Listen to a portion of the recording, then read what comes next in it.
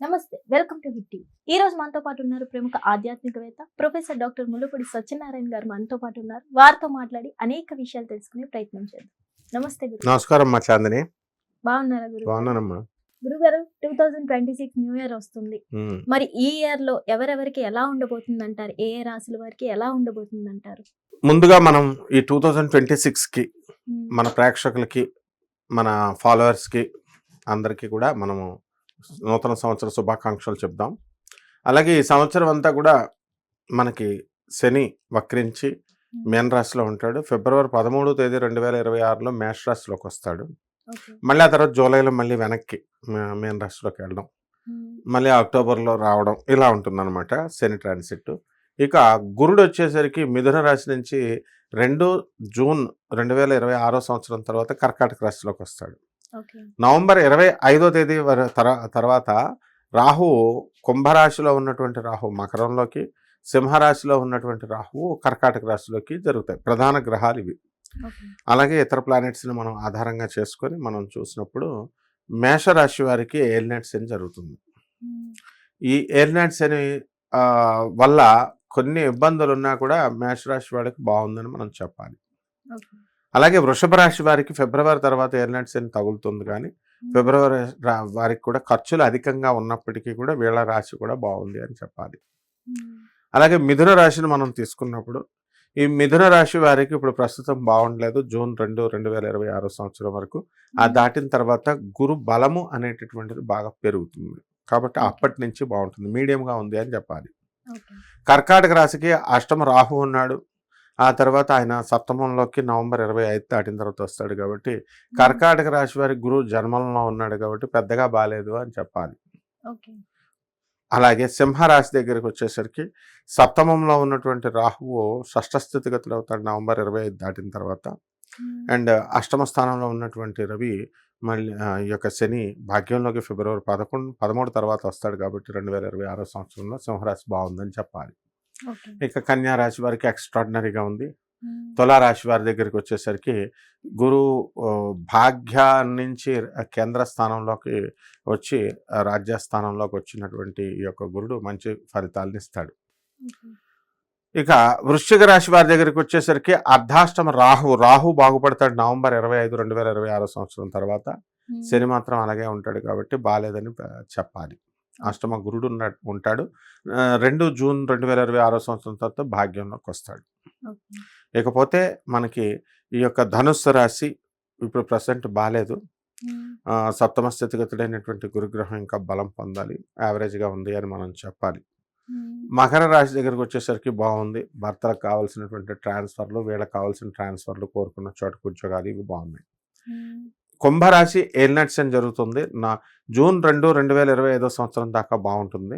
ఆ తర్వాత నుంచి షష్ఠ స్థితిగతుడు అవుతున్నాడు, కాబట్టి మీకు గురుగ్రహం ఈ యొక్క కుంభరాశికి మీడియంగా ఉంది అని చెప్పాలి. మీనరాశికి బాగుంటుంది. ఏలినాటి శని జరుగుతున్నా సరే 2 జూన్ 2026 సంవత్సరం నుంచి బ్రహ్మాండంగా ఉంది, పంచమ స్థితిగతుడు అవుతున్నాడు అని చెప్పాలి. గురుగారు, 2026 సంవత్సరంలో ఈ మీనరాశి వారికి ఎలా ఉండబోతుంది అంటారు? ఓం వసుదేవసుతం దేవం కంసచాణూరమర్దనం దేవకి పరమానందం కృష్ణం వందే జగద్గురుం శ్రీ రఘుప్రియాయ నమః. ఓం శ్రీ జయ కన్నయ్య. మనకి ఈ మీనరాశి వారికి అందరికీ కూడా ఏలినాటి శని జరుగుతుంది. ఏలినాటి శని జరుగుతున్నప్పుడు మనకి ఏమవుతుందమ్మా, మొత్తం అపనిందలు, ఆదాయాలు బ్రహ్మాండంగా ఉంటాయి, నో ప్రాబ్లం. ఉద్యోగాలు పోతాయేమో అని భయపడుతూ ఉన్నారు, కానీ ఆ భయం ఏం లేదు. ఇప్పుడు ఉద్యోగాలు సక్సెస్ఫుల్గా మీనరాశి వాళ్ళకి ఉన్నాయి. అండ్ ఆదాయాలు వచ్చినప్పుడు ఖర్చులు కూడా ఉండాలి కదా. ఫ్రెండ్స్, బంధువులు, పార్టీలు, దావతులు పాపం బాగానే చూసుకుంటారు. మీనరాశి వాళ్ళకి ఆదరణ ఎక్కువ. బంధువులను అందరినీ కూడా మంచిగా చూసుకుంటారు, మంచిగా ఎవ్రీథింగ్ గుడ్. అండ్ పిల్లల విషయంలో చాలా సంతోషపడతా ఉంటారు. అండ్ తల్లిదండ్రుల సపోర్ట్ అనేటటువంటిది ఎప్పటికీ వీళ్ళకు ఉంటుంది. ఈ 2026 సంవత్సరంలో ఇంకా ఎక్కువగా ఉంటుంది. మీన రాశి వారికి జూన్ 2, 2026 సంవత్సరం దాటిన తర్వాత వీళ్ళకి చక్కగా గురుడు 5వ ఇంట్లోకి వస్తున్నాడు, కాబట్టి సంతానం ఖచ్చితంగా కలుగుద్ది. ఏ మీన రాశి వాళ్ళకన్నా సంతానం కలగకపోతే మనకు కామెంట్ పెట్టమను, వీళ్ళకి కలుగుద్ది మ్యాక్సిమం. అలాగే వీళ్ళకి ఫారెన్ వెళ్ళాలి అనుకునేటటువంటి వాళ్ళు ఉన్నారు. ఆ ఫారెన్ లో కూడా వీళ్ళు సక్సెస్ఫుల్గా వీళ్ళు వెళ్ళడం అనేటటువంటిది జరుగుతుంది. అండ్ అండ్ చాలా సంవత్సరాల నుంచి మేము ట్రై చేస్తున్నామండి, ఆగిపోతున్నాయండి అని అనుకునేటటువంటి వాళ్ళకు కూడా వీళ్ళు సక్సెస్ఫుల్గా వీళ్ళు వెళ్ళడం అనేటటువంటిది జరుగుతాయి. గురువుగారు, మీరు మీనరాశి వారు చాలా ఆదరణ చేస్తారు అన్నారు కదా. యాక్చువల్లీ మీనరాశి వారు సెల్ఫిష్ ఫెలోస్ అంటూ ఉంటారు కదా, నిజమేనా? సెల్ఫిష్ ఫెలోస్ అనేటటువంటివి ఎలాగంటే ఎగ్జాక్ట్లీ నువ్వు బాగా చెప్పావు, వండర్ఫుల్గా చెప్పావు నువ్వు. అయితే సెల్ఫిష్ అని వాళ్ళు తల్లిదండ్రులు సరిగ్గా చూడట్లేదు అనుకో, తల్లిదండ్రులకు తెలుస్తుంది అది సెల్ఫిష్ అని. ఓకే, అంటే మేన్ రాశి వాళ్ళని అబ్జర్వ్ చేస్తే ఎలా ఉంటుందంటే వాళ్ళ వాళ్ళ స్వార్థం వాళ్ళు చూసుకుంటారు అని చాలా కరెక్టే, చాలా మంది అంటారు.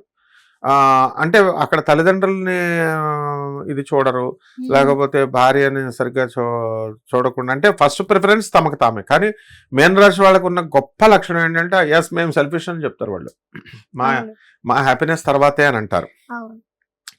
కానీ వీళ్ళకంటే సెల్ఫిష్ ఉన్నారు మిథున్ రాశి. వాళ్ళైతే ఎస్డే అనమాట మిథున్ రాశి వాళ్ళు. ఎలా అంటే వాళ్ళ పని అయిపోయిన తర్వాత Dubai use and throw. Main రాశి వాళ్ళు అలా చేయరు పాపం. అట్లీస్ట్ పార్టీ అని ఇస్తున్నారు కదా, మనకి తిన్న పెడుతున్నారు. అయితే మిథున్ రాశి వాళ్ళు రూపాయి కూడా పెట్టరు మనకి, రూపాయి పెట్టరు. మంచి స్వీట్ గా గురుగారు మా అత్తగారు ఎప్పుడు చచ్చిపోద్దండి ఏంటమ్మా అని ఎలా అడుగుతున్నావు అని, తప్పమ్మా అని అనుకో, ఏ పంతులు నువ్వు చెప్పకపోతే పా, వేరే పంతులు ఉన్నాడు నాకు చెప్పడానికి యూట్యూబ్ నిండా బోల్డ్ మంది ఉన్నారంటారు. అంతేగాని గురువు గారు చదువుకున్నాడు ఒక ప్రొఫెసర్ ఇవన్నీ ఏం వాల్యూలు ఉండవు. మేన్ రాశి వాళ్ళు అలా చేయరు పాపం. మేన్ రాశి వాళ్ళు ఏంటంటే వేరే వాళ్ళు చెప్పిన జ్యోతిష్కులు ఎవరైనా చెప్పారనుకో, వాళ్ళని బట్టి వాళ్ళు చెప్పారు కదా అని గుడ్డిగా బ్లైండ్ గా ఎదుర్కొండగా మనం చదువుకున్న వాళ్ళని కనబడుతున్నా వాళ్ళ మాటలు నమ్మేసి బెట్టింగ్లు ఇవి అవి పందాలు అన్నీ కాసేసి నష్టపోతారు. నష్టపోయిన తర్వాత రియలైజేషన్ తెలుస్తుంది కదా, ఎస్ తర్వాత తెలుసుకుంటారు.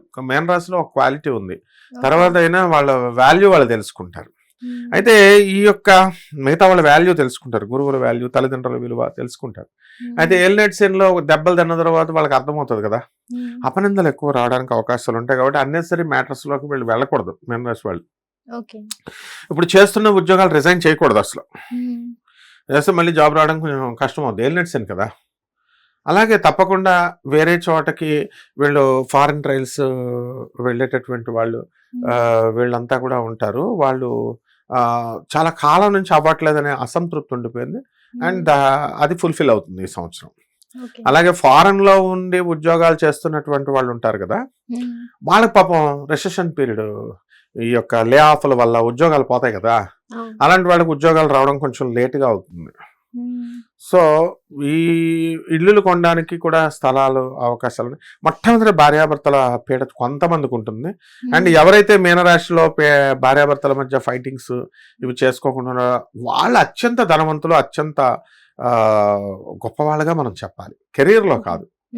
ఎందువల్లంటే ఇప్పుడు మీనరాశి వాళ్ళు చాలా మంది పాపం లక్షల కోట్లు గడించే వాళ్ళు ఉన్నారు, కానీ ఇంట్లో భార్య విడిపోయిన వాళ్ళు ఉన్నారు, వెళ్ళిపోయిన వాళ్ళు ఉన్నారు, ఇలా రకాలు ఉన్నారు. సో భార్య అసంతృప్తి అనేటటువంటిది ఎక్కువగా ఉంటుంది. దానికంటే పోల్చుకుని వీళ్ళు అట్లీస్ట్ తెలుగు తక్కువ వాళ్ళైనా భార్యతో కలిసి ఉండడం గొప్ప కదా. అంటే ఇదంతా ఏలినట్ శని ప్రభావం అనమాట. కాబట్టి కొన్ని పరిహారాలు చేసుకుంటే సరిపోతుంది. ఎలాంటి పరిహారాలు చేస్తే బాగుంటుంది అంటారు గురుగారు? ఏలినట్ శని కాబట్టి శని జపం చేసుకోవాలి, శని స్తోత్రాలు చదవాలా, శనికి కిలోంపావు నల్ల నువ్వుల్ని నల్లని వస్త్రాన్ని ఇచ్చి పేద బ్రాహ్మణులకి శనివారం నాడు ఉదయం 8 గంటలకు దానం చేసుకోవాలా. అలాగే దశమహావిద్యల్లో ఒకటైనటువంటి మహాకాళి అమ్మవారి యొక్క మంత్రాన్ని, జపాన్ని, అనుష్ఠానాన్ని చేసుకుంటే సరిపోతుంది. అలాగే రావి చెట్టును వదలకూడదు, రావి చెట్టును 108 సార్లు కౌగిలించుకోవాలి. రావి చెట్టుకి నీళ్లు పోయాలా. రావి చెట్టుకి పరశురాముడి జననం అలాగే జరిగింది, రావి చెట్టును కౌగిలించుకోమంటాడు.